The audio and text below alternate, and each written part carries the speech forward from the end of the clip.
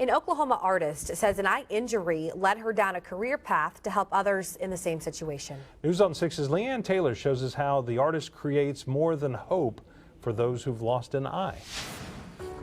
They're like snowflakes. Every eye is different. With every stroke of her paintbrush, Nancy Lambert gives these small pieces of art life. You can see all the color. I'm going to paint the pupil into this. She spends 5 days a week at Dean McGee Eye Institute seeing patients, each who has suffered the loss of an eye.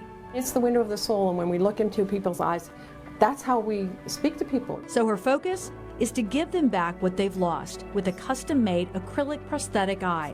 I can only have empathy and understanding for what they're going through. Nancy's understanding comes from losing her own eye at the age of 14, but it was through that trauma and her love of art that she found her true calling as an artificial eye artist. I get the good part.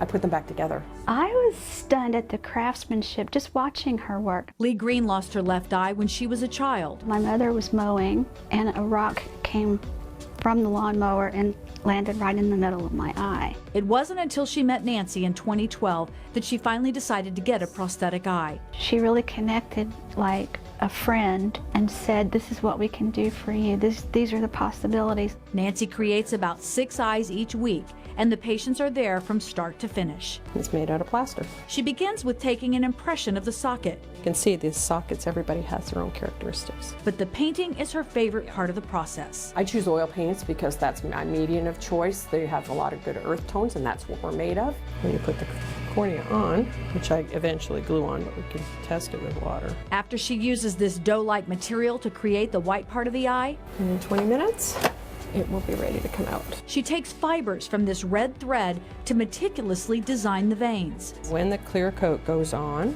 and they get glossy, it looks like they're underneath the surface. The eye is heat cured twice throughout the process, then buffed and cleaned before finally being fitted. What I'm happy with is just the fact that there's no pain, there's no irritation, there's no sense at all that there's anything about this eye that is a distraction. Allowing Lee to never lose sight of what's important to her, teaching at OU. I can go back to doing things to make me feel positive and feel like I'm presenting my best self.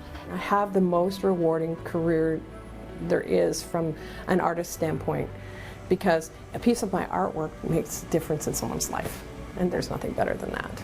Leanne Taylor, Oklahoma's Own News on 6.